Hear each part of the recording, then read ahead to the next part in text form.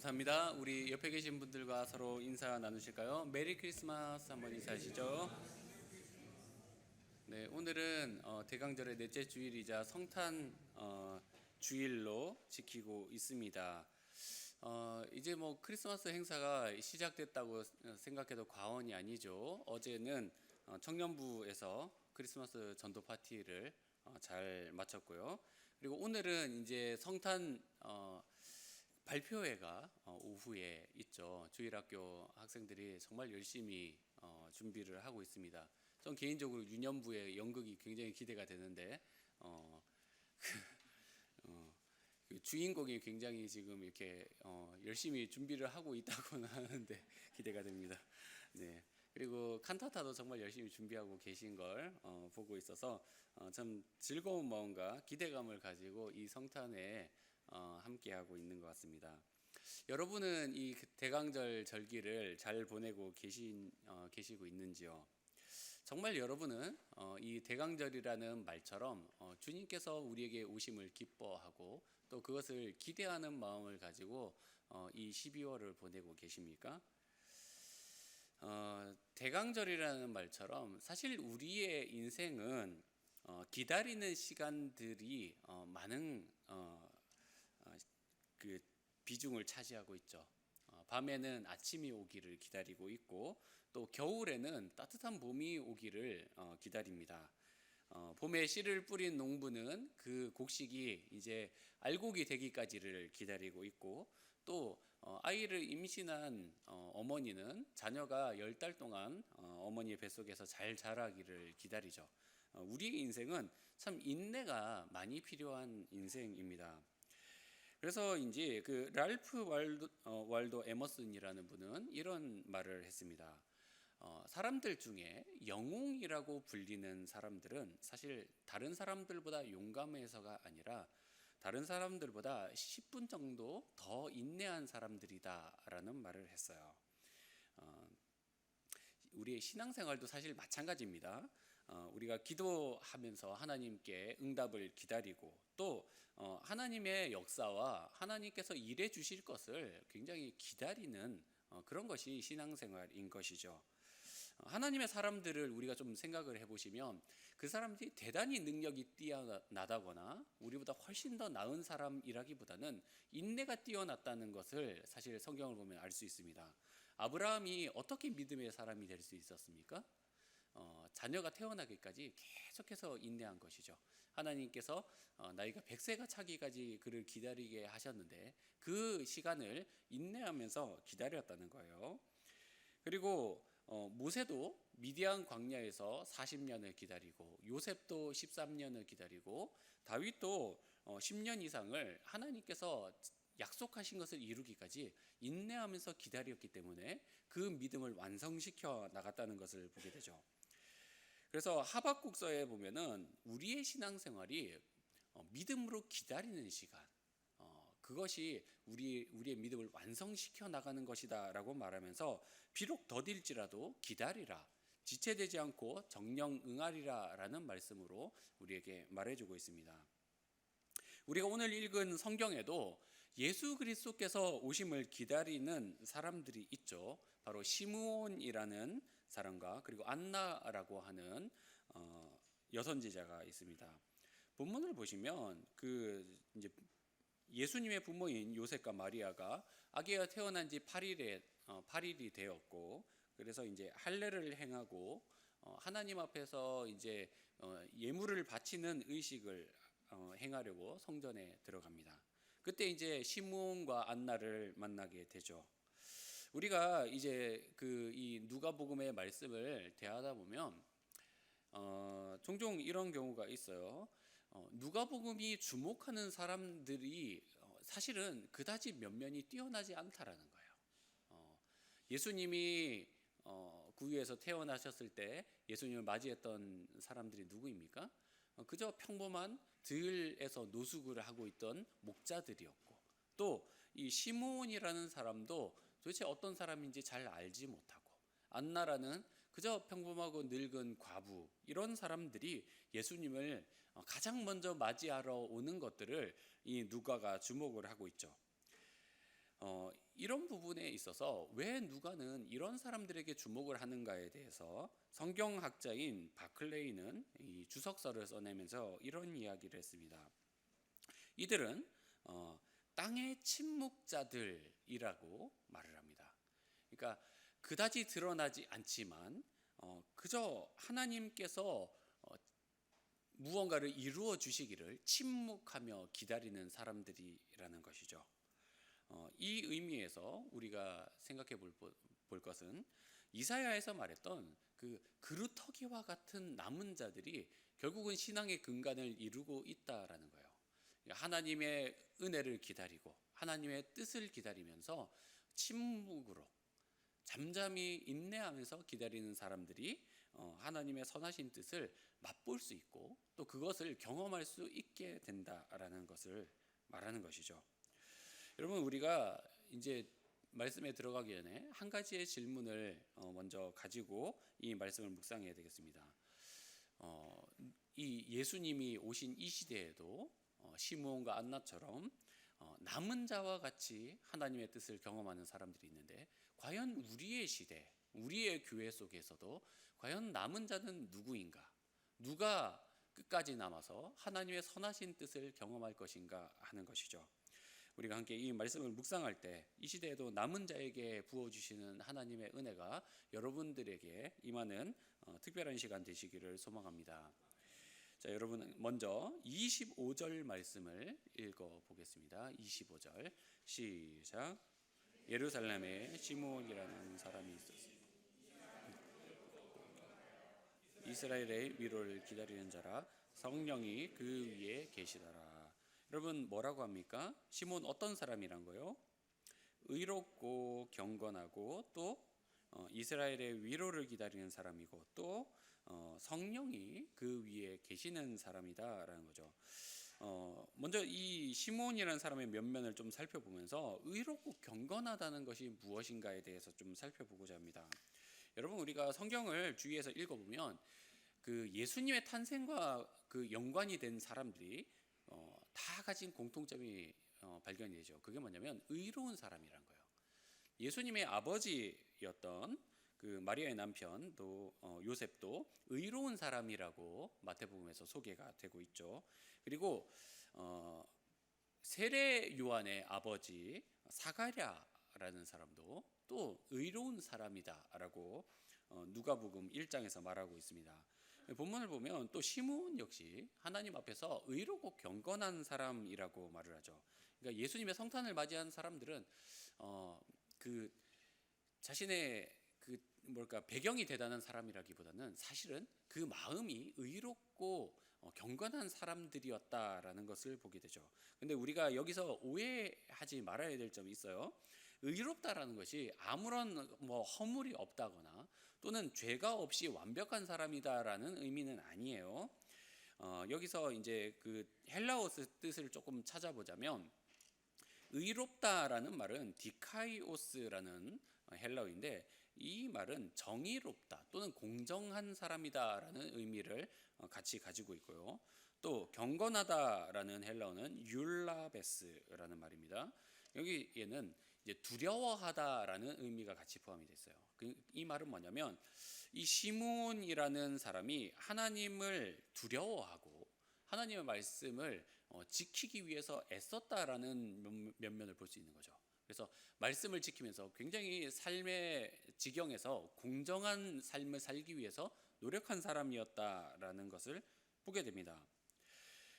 예나 지금이나 하나님은 그 이 땅을 살아가는 백성들에게 또 하나님의 특별한 사람들에게 경건함을 요구하고 계세요. 다른 사람들이 아무리 수단과 방법을 가리지 않고 비열한 방법을 쓰고 또 자신의 이익을 도모하기 위해서 묘책이라는 이름으로 그 공정하지 않은 삶을 살 때에도 하나님은 우리가 손해를 보더라도 의롭게 살기를 원하고 계십니다. 아멘입니까? 하나님께서는 정말 이 세대가 하나님을 거역하고 정말 불의한 세대 가운데 가더라도 의로운 사람만이 주님을 맞이할 수 있다라는 메시지를 던져주고 계신 것이죠. 그런데 우리가 여기서 한 가지 짚고 넘어가야 될 부분은 뭐냐면 이 시므온이 예수님을 어디서 만났냐는 거예요. 26절로 좀 넘어가 27절로 더 넘어가 보실까요? 네, 보시면 이 사람이 어디서 예수님을 만났다고 합니까? 네, 성전에 들어갔다라는 거예요. 성령께서 감동하셔서 성전에 들어가게 하셨다라는 거죠. 그 말은 뭐냐면 이 사람이 성전을 중심으로 생활을 했다는 거예요. 본문을 보면 이제 예수님의 부모가 정결 예식을 행하기 위해서 성전에 왔죠. 그러니까 그 마리아나 요셉이나 다 주어진 그 율법을 벗어나지 않고 성전 중심으로 생활을 했다는 것을 의미하고, 시므온 또한 하나님께서 성전에서 만나게 하셨죠. 안나도 마찬가지입니다. 안나도 계속 성전 주변을 떠나지 않고 하나님 앞에서 금식하고 기도하는 삶을 계속해 왔다라고 말해요. 근데 여러분 기억하셔야 될 게, 그 당시의 성전이라는 것이 어떤 의미가 있냐는 거죠. 성전은 그 당시에 굉장히 정치의 중심에 있었습니다. 당시에 이스라엘을 통치하던 헤롯이 있었죠. 헤롯이 이 이스라엘 사람들의 마음을 사기 위해서 어떤 일을 했습니까? 성전을 크게 증축을 했단 말이죠. 그러니까 이 성전이라는 것이 예배의 장소이기도 했지만 실제로 그 사회 속에서는 정치의 환심을 사기 위한 도구로 전락할 가능성이 높았다는 거예요. 그래서 성전을 중심으로 이제 정치가 이루어지고 있었기 때문에 성전 하면은 떠오르는 이미지가 하나님을 예배하는 곳, 하나님을 위해 기도하는 곳이라는 이미지보다는 정치적 도구이자 마음을 사는 도구로 전락해 버렸을 가능성이 굉장히 높습니다. 그래서 성전을 싫어하는 사람들도 많았을 것이란 말이죠. 그러나 하나님께서는 여전히 성전을 통해서 그 예수님의 탄생과 예수님을 기뻐하는 자들의 만남을 주선하고 있다라는 거예요. 성경에서 말하는 이 경건한 삶은 결국은 성전을 통해서 이루어지고 있는 것이죠. 여러분, 우리도 사실 비슷한 처지에 있고 또 교회를 바라보면서 요즘 한국 교회에서나 또는 우리 교회를 바라보면서도 만감이 교차하는 것을 사실 금할 방법이 없습니다. 그럼에도 불구하고 저와 여러분은 분명 교회를 사랑해야 합니다. 교회가 어지럽고 어떤 면에서는 우리의 마음에 들지 않는 부분이 있을 수 있습니다. 그러나 여러분 생각해 보십시오. 우리가 지금까지 신앙이 성장하고 또 우리의 신앙이 세워질 수 있었던 터전은 어디였습니까? 바로 교회입니다. 우리에게 신앙을 이끌어 주신 분들이 계실 텐데 그분을 만난 곳이 어디입니까? 교회예요. 교회가 아니고는 우리가 신앙을 가질 방법이, 그리고 가질 터전이 절대 없다는 것이죠.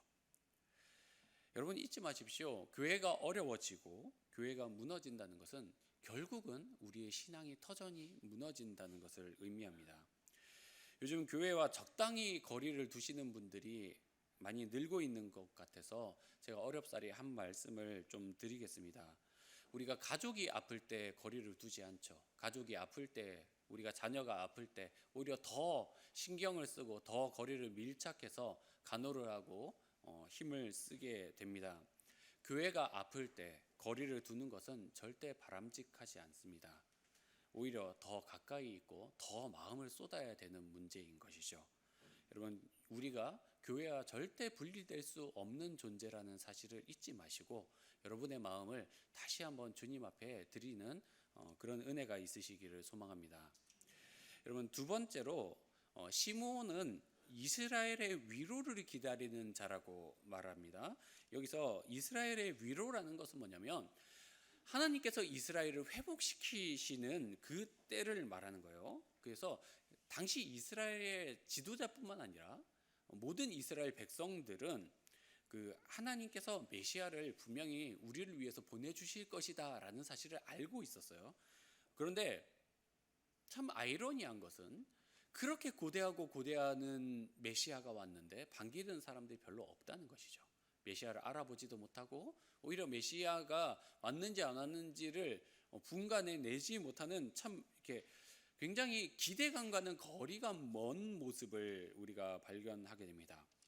왜 기다려왔던 그 메시아를 알아보지 못했을까요?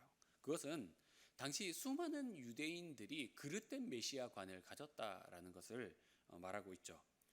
그들은 그저 짐승의 그 구유에서 태어나는 메시아를 원치 않는 거예요. 그래서 메시아가 태어났는데 거기에서 태어났다고? 그건 메시아가 아니야 라고 생각을 하는 거예요. 적어도 메시아라면 힘 있는 가문에서 힘있게 이스라엘을 일으킬 하나님의 사람으로 짜잔 하고 등장해 주기를 바라고 있는 것이죠. 세상의 권력을 가지고 적어도 궁궐 근처에서 태어나 이 로마의 압제로부터 이스라엘을 구원해내고 다시 한번 힘있게 다윗과 솔로몬의 영토를 회복해낼 그 메시아를 고대하고 있었던 것이죠. 얼마나 그들의 메시아관이 그릇됐는지 모르겠습니다. 저는 종종 설교를 준비하면서 그 애플을 만든 스티브 잡스의 말이 떠오르곤 합니다. 제가 한번 이제 영상 중에서 스티브 잡스가 강연을 하는 것을 들었는데요. 저는 개인적으로 스티브 잡스를 그렇게 좋아하지는 않습니다. 그 스마트폰 시대를 이렇게 연 것에 대해서 저는 호감을 가진다기보다는 오히려 불호에 가깝습니다. 그런데 이제 한번 이런 이야기가 나왔는데 소비자에게 원하는 것이 무엇인지를 물어보지 말라. 묻지 말고 그들이 원하는 것을 보여주라. 그러면 그들이 지갑을 열 것이다 라고 이야기를 했어요. 그 말은 뭐냐면 사람들이 실제로 자기에게 필요한 것을 잘 모른다는 거예요. 그 필요가 뭔지를 모르기 때문에 오히려 우리가 선구적인 제품을 내어놓으면 거기에 자기의 욕구를 맞추게 된다. 이런 이제 다른 차원의 접근을 유도하는 것이죠. 저는 설교를 준비하면서 하나님께서도 이런 다른 차원의 접근을 하고 계시다라는 것을 느낍니다. 그 시대의 사람들의 욕구는 아주 충만했습니다. 하나님 우리를 이 압제로부터 구원해 주십시오. 하나님 우리를 독립시켜 주십시오. 우리도 자유를 누릴 수 있게 해주십시오. 얼마나 사람들이 많이 기도했겠습니까? 근데 그렇게 기도해 준 것을 하나님은 다 외면하시고 로마로부터 구해주지도 않으시고 오히려 그들의 성전을 무너뜨리시고 이 유대민족을 다 흩어버리시죠. 하나님께서 접근하신 것은 온 인류의 구원이자 모든 사람에게 주어질 영생이었습니다. 그것이 이스라엘 나라의 멸망보다 훨씬 더 중요한 접근이자 문제였던 것이죠. 여러분 우리는 이 시점에서 다시 한번 생각해 봐야 됩니다. 우리가 기도하고 있는 것, 우리가 원하는 것, 우리가 소망하는 것이 과연 하나님께서도 원하는 것일까요? 우리는 종종 우리의 필요에 의해서 예수님을 이용할 때가 있습니다. 예수님이라면 나에게 이 정도의 요구에 응답해 주시지 않겠느냐라는 것이죠. 그러나 우리에게 가장 필요한 것을 아는 분은 오직 하나님 뿐이십니다. 아멘이십니까? 여러분 우리는 실제로 우리에게 필요한 것을 잘 모릅니다. 그러나 하나님께서는 우리의 필요를 가장 먼저 아시고 우리의 필요를 항상 채우시는 분이십니다.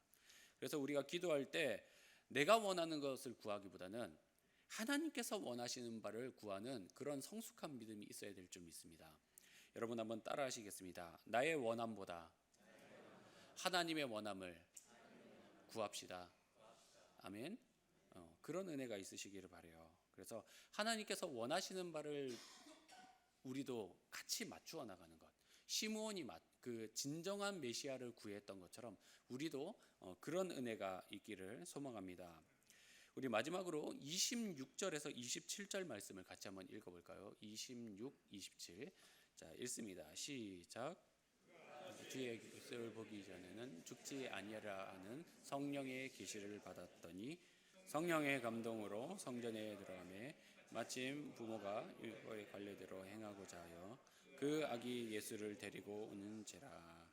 여러분 여기에서 보면 굉장히 많이 등장하는 단어가 있어요. 그게 뭐냐면 성령이라는 거예요. 성령의 지시를 받았더니 또 성령의 감동으로 라는 말이 나오죠. 여러분 잘 생각해 보면 이 시대는 오순절에 성령이 오시기 전이라는 거예요. 그러니까 성령이 내린 사람은 아주 특별한 사람이라는 거죠. 이 본격적인 성령의 시대가 열리지 않았는데도 성령께서 항상 그 위에 계셨다는 것은 뭐냐면 하나님께서 그에게 특별한 임무를 주셨다라는 거예요. 그게 뭐냐면 주의 그리스도를 보기 전에는 네가 죽지 아니할 것이다라는 거예요. 여러분, 우리가 이 땅을 살아가면서 그 하나님께서 우리에게 이제 66권의 말씀을 분명히 주셨죠. 그래서 우리는 이 66권의 말씀을 굉장히 잘 알 필요가 있고 그 말씀이 무엇을 의미하는지에 대해서도 잘 알아야 됩니다. 그게 첫 번째가 되겠지만 두 번째로는 사실은 성령께서 우리 마음에 주시는 그 감동을 따라 새겨준 말씀이 있어야 된다는 거예요. 여러분, 우리가 성령을 따라 행한다, 성령을 따라 살아간다라고 말할 때는 우리가 막 임의대로 마음대로 움직이면서 사는 것이 아니라 실제로는 하나님께서 주신 말씀을 우리가 계속해서 묵상해 나가고 그 의미를 알아가는 가운데서 하나님께서 적어도 나에게 꼭 지키라고 주시는 말씀의 그 소위 시금석이라고 말하죠. 시금석과 같은 말씀이 우리 마음에 새겨져야 된다는 것을 말합니다. 하나님께서 성령 안에서 우리 마음에 새겨주시는 것들이 있어요. 그저 우리가 이제 매주 예배를 들으시죠. 오늘도 누가복음 말씀을 들으시지만 적어도 내가 하나님 안에서 평생의 사명으로 가질 만한 그런 말씀이 있어야 된다는 거예요. 그것이 없고는 우리가 성령을 따라 산다라고 말할 수는 없는 거죠. 여러분, 그런 의미에서 여러분에게는 성령께서 주시는 말씀, 여러분의 마음에 깊이 담아두고 일평생 지켜나가는 말씀이 있으십니까? 여러분, 그게 우리 안에 있어야 된다는 거예요. 그게 없이는 우리가 신앙생활을 제대로 한다라고 말하기가 참 힘듭니다. 하나님께서 우리 일생을 두고 정말 사명과 같이 꼭 지켜야 되는 말씀, 네가 이것만은 반드시 내 안에서 이루어내기를 원한다라고 소원으로 주시는 그 말씀이 우리 안에 있어야 된다는 거예요. 그것을 지켜내고 그것이 또 이루어지는 것을 보는 것이 바로 우리 그리스도인의 신앙생활이지 않겠습니까? 여러분, 우리가 성령의 감동을 따라 살아간다는 것, 말씀을 따라 살아간다는 것 그렇게 어려운 일은 아닙니다. 여러분, 간구하실 때 하나님, 나에게도 성령께서 주시는 말씀, 그 말씀을 주십시오. 여러분, 이렇게 계속해서 기도해 나가십시오. 하나님께서 나에게 주시는 이 말씀을 붙들고 매일매일 내가 그것을 지켜나가고 승리해 나가는 삶을 살아간다면 하나님께서 분명히 부어주실 은혜를 어렵지 않게 기다려낼 수 있고 또 그것을 맛볼 수 있을 줄 믿습니다. 여러분, 말씀의 결론을 맺겠습니다. 저와 여러분이 이 땅을 살아가는 것은 사실 인내의 시간이죠. 그리고 저희 교회에도 지금 인내의 시간이 주어져 있습니다. 그러나 우리가 이 성탄을 기다렸던 시므온과 안나처럼 기다리는 삶을 그리고 인내하는 삶을 제대로 살아낼 수 있다면 이 인내의 시간이 과연 고되지만은 않으리라고 생각이 됩니다. 우리가 이 땅을 살아갈 때 의로움을 버리지 않고 또한 교회를 사랑하며 하나님이 원하시는 바를 추구하는 삶을 살아야 됩니다. 그리고 특별히 하나님께서 나에게 주시는 은혜의 말씀을 붙들고 끝까지 승리해 내는 저와 여러분이 되기를 간절히 소망합니다. 기도하겠습니다. 사랑과 은혜의 하나님 아버지, 오늘도 성탄 주일을 맞이하면서 우리가 하나님께서 메시아를 보내주심을 올곧이 기다렸던 시므온과 안나를 바라보게 하심을 감사를 드립니다. 하나님, 저희는 참 기다리는 것이 익숙치 않고 기다리는 것을 잘 해내지 못하는 시대 속에 살아가고 있습니다.